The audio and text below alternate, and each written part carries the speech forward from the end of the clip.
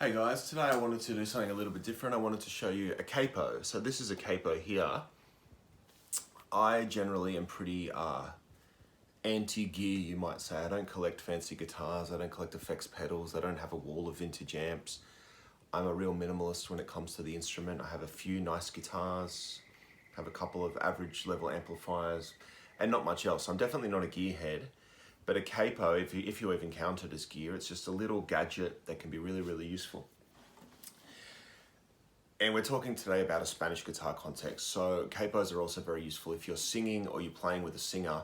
You can use the capo to adjust the key of the guitar, which can get it better in tune with the person's voice. That's more for singers. I'm not going to talk about that so much today. We're going to talk about Spanish style guitar. So a capo is clamped onto the strings. What we're going to imagine, if you see that this is the nut of the guitar, this piece of bone or plastic here, this is the nut. And when we talk about open strings, if I strum my open strings, they're ringing there at the nut, and then I could fret, for example, an F chord, and my finger there is creating a bar. If I play an F chord. What a capo does is create an artificial bar, so I could put it there, and it's doing the same thing as barring those strings. Now if I play an E major chord with the capo, this becomes my open fret. This first fret is now my open fret. And if I go, if that's the open strings, then that's the first fret. The second fret now becomes the first fret of the capo key. I can play an E chord, and it's actually an F chord, because the capo is barring the whole of the F fret, the first fret. And it allows me to play in the key of F using open chords. So I could play, for example, an A minor chord. Now remember, when I've got the capo on the first fret, everything has to move up one fret. So an A minor chord would usually be placed at the second and first frets. Because I've got a capo, it's the third and second frets. So I'm fretting an A minor shape. Because the capo's brought my guitar up a half step, that's actually a B flat minor or an A sharp minor. And what I wanted to show you specifically today is some certain flamenco tricks or Spanish tricks that I really like. The capo at the third fret. And you can pick up a capo, I mean, probably wherever you are. If you're anything like Australia, you probably can't just pop up to your local music store, but you can get one online for $5 or $10 or $20, I suppose. I like to put the capo at the third fret and play an E chord. That E chord is now a G chord because of the capo. This is a very Spanish sound.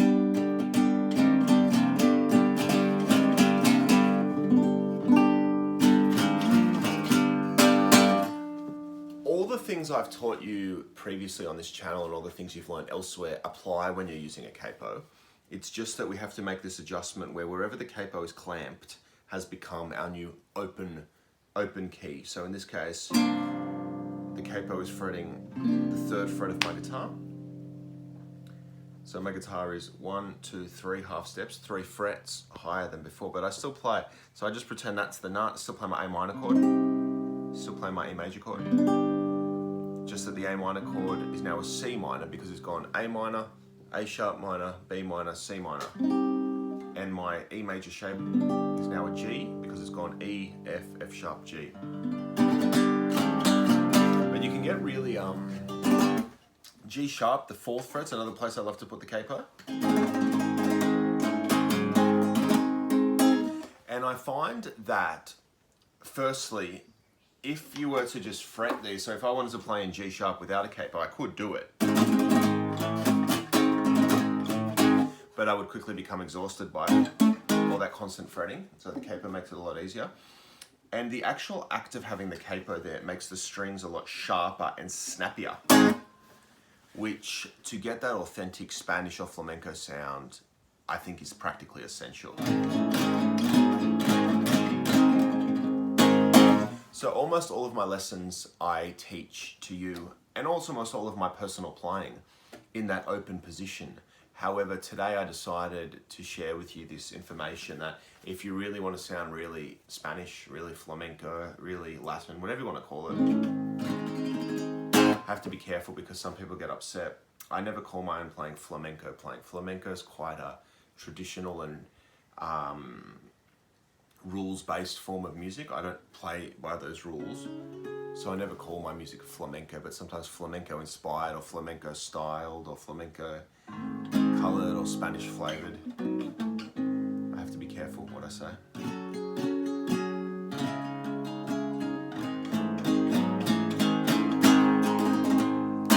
But yeah, I just wanted to show you the capo. You can get some really cool sounds, and that change in the tightness of the strings to make it a bit more tighter will actually make you play a bit tighter. A lot of those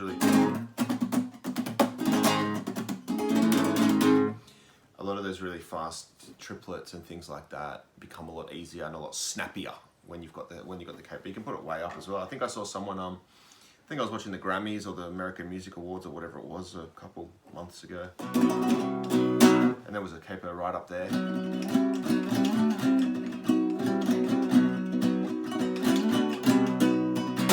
So if you've got a capo, maybe dig it out and have a play. If you don't have one, you may consider getting one online. I definitely, as I said, I'm not a gearhead, and I never tell people to spend much money on their playing. I say spend time and effort and energy and thought on your playing, but you don't have to spend so much money. But it's a great investment for 10 American dollars or 20 Australian dollars or whatever it costs. Definitely worthwhile. Thank you for watching. Let me know if you play with a capo or you're going to play with a capo or whatever. Good luck and thank you very much. See you soon.